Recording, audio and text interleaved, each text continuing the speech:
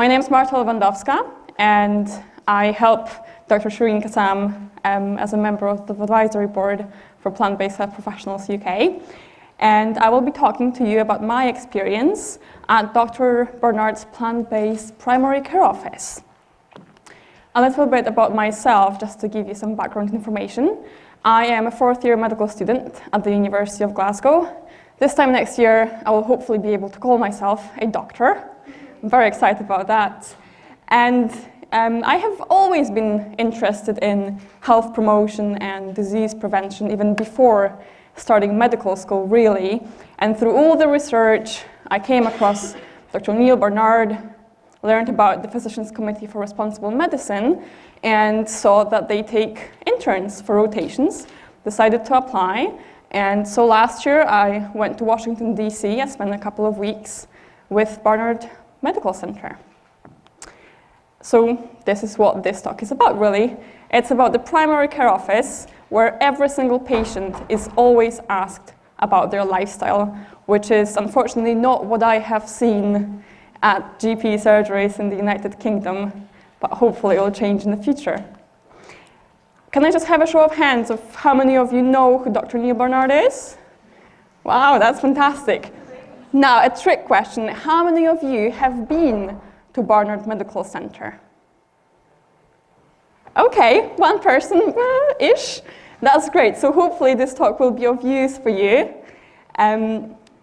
Probably don't have to say it, but I'll say it anyway. In 1985, Dr. Neal Barnard founded the Physicians Committee for Responsible Medicine as what he saw in terms of ethics and medical research and what happened to animals. Well, he wasn't quite happy with it. He wanted to change healthcare, and that's been going on for the past 30 years. By the way, I don't know if you know, but he's actually a psychiatrist by specialty, but he doesn't do that anymore. And obviously, he's a researcher with quite an impressive number of papers published and a very good writer of books for general public as well. This is what you see when you come into the Barnard Medical Center. And you're probably not interested in the architecture and design of the place itself, but there is something special about it. And the thing that's special is that there's not a single animal product in their furniture. So you can see how deeply engraved their vision and mission is in what they do. There's no wool, no leather. They've actually gone through the effort of creating something that, at the core, is cruelty-free, which I think is quite impressive. The other impressive thing is the BMC staff. It's a small office, so there are only 2 GPs, 1 nurse practitioner, and 4 dietitians. So hopefully we can see that the impact they want to have on lifestyle and teaching patients about nutrition is what they put emphasis on. And that's where the structure of the BMC staff is coming into light. You know, like any GP surgery, they have their appointments. That's normal. But also, what I loved, I think, the most about the BMC was that they offered free evening group classes for their patients. And I went and saw some of them, and I'm going to tell you a little bit about them. On Mondays, they had classes led by registered dietitians, and they were covering a variety on nutrition topics. They were running in cycles of 12 weeks, and so after 12 weeks, they would start the thing all over again.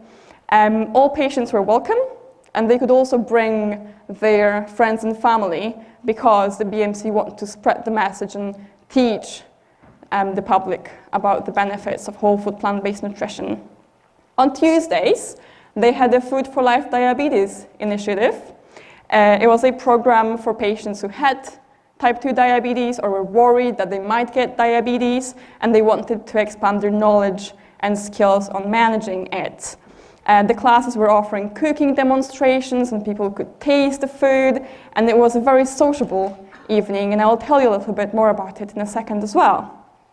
Coming back to the Monday classes, just to give you an overview of the topics they were covering, there was the basics of complete nutrition, so the patients have an understanding of it. They were also taught about how to read nutrition labels, which, as we know, can be very confusing, as well as the number of different names, for example, sugar apparently has, being one of the things. They also covered mindful eating, dining out, because as we heard during the Q&A session, that might also be a problem. So they were really thoughtful of what the patients needed, and they were teaching them what was necessary for them. They were talking about health benefits of whole foods and grains and the importance of fiber, etc. And they were also teaching their patients about reaching maintenance and how to have this in the long run, how to be successful in being healthy over a long period of time. Now, Tuesday classes were my absolute favorite. They were a 100-minute long class, running in 5-week series. So for 5 weeks, there would be class 1, 2, 3, 4, 5, and then it would go back again to class 1, 2, 3, 4, 5. They were not run by healthcare professionals. They were run by a Food for Life instructor. A Food for Life program is run by the PCRM, and they teach people how to cook from the recipes that the PCRM provide, and how to run these classes in the spirit of whole food plant-based nutrition. And really what these classes were was a support network. It was a meeting for patients where they could eat. The Food for Life instructor, as you can see here, she would cook and she would have a good chat with the participants, and they would all be very interested in the recipes. They all had the printouts of the recipes as well that they could take home with them. And coming back to the class next week, they would be asked, oh, which recipe have you tried? Give us feedback. What did you like? What have you achieved? Etc.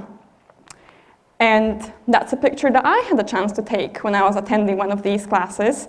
You can see, I think there was 40 to 50 people, really. We had to take the chairs outside of the room because they could not all fit in.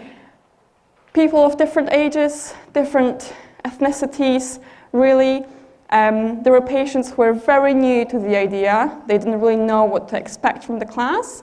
There were also patients who had been going to these classes for months and months and then just kept coming back because it's a social gathering, really. You get food, you get these samples, you get to eat, talk to people. And there was one particular patient that I really loved listening to because he had an amazing story. It was Brian in his 80s. And I have his quote for you today. He said, "Before coming here, I weighed 230 pounds. Now I weigh 195. My systolic blood pressure went from 145 down to 120 or 130. My LDL cholesterol went down to normal, and that's all because of coming here and following a diet which you have so nicely put together for me." So Brian would come there for months, every single week. He was ready at 6 p.m. to show up to class and tell everyone how amazing whole food plant-based nutrition is and how healthy he's become because of the offering of group classes that he saw at the BMC. So group classes, the thing that I found the most impressive of all the offerings of Barnard Medical Center. But obviously, we also have to talk about GP appointments. This is Dr. Loomis, who was my mentor during my time at the BMC. And the thing about GP appointments is that it didn't matter if the patient came with a sore thumb or the UTI, there would always be time for a question. How has your lifestyle been?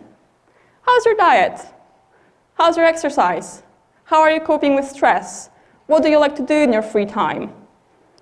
The doctor would actually ask it because, guess what? It's important, which I think we all know here. And sometimes the patients did not really see the connection between lifestyle and health, really. And they would, it's okay, but why are you really asking, doc? And then the doc would ask an even more important question, which made all these things suddenly click. Dr. Loomis would ask, is there anything in your life that you think is worth staying healthy for? And then Mind you, 95% of patients over the age of 60 would say, aha, my grandchildren. So, you could always have a nice chat about grandchildren with these people. And they would suddenly understand that, yes, there is a connection between my lifestyle and my health.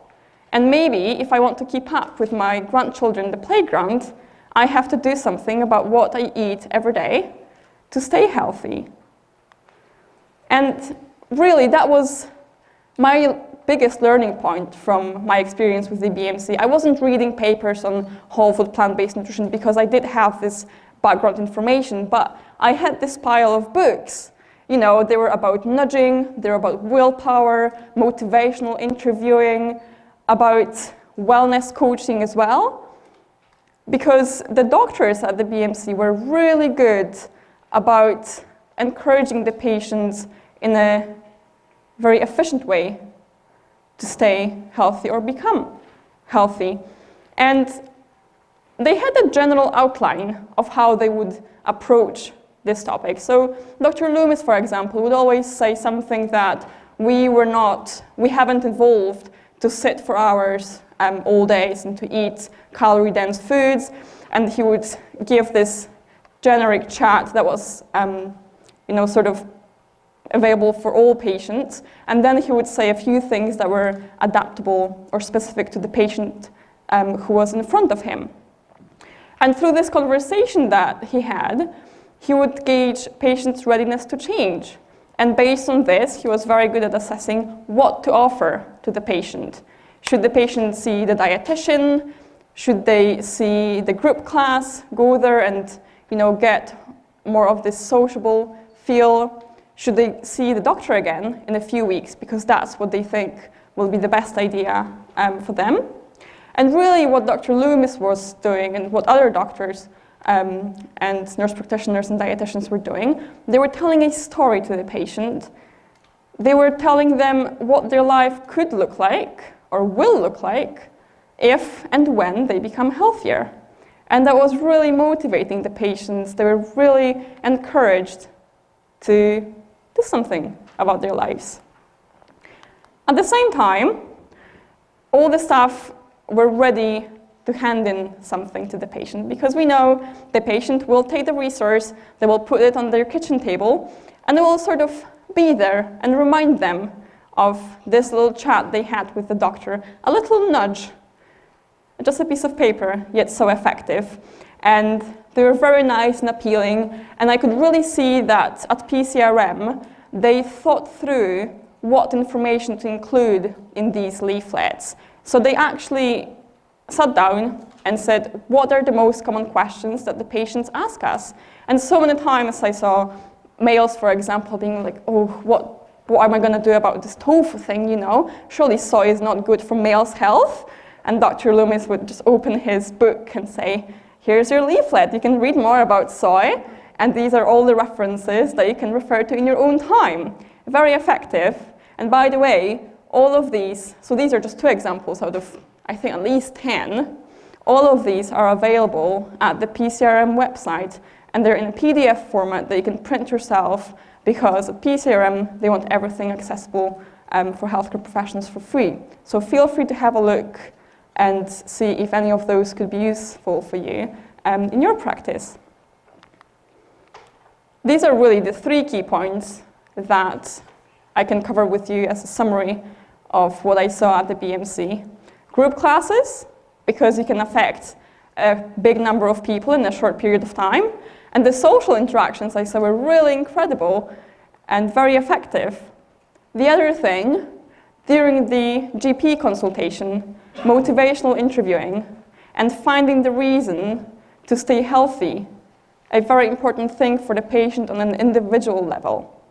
The third thing was the appealing printed resources that the patient can refer to at any time. So again, having this nudge. So these were the 3 learning points that I got from this experience, and now I have forwarded it to you. But just one final question before I let you go, and it's a question very important for me, but it's a question that's even more important to your patients. And I want you to think about this question and what you're going to do about it. How will you motivate your patients to improve their diet and lifestyle? Have a think. We're having a break. Have a conversation.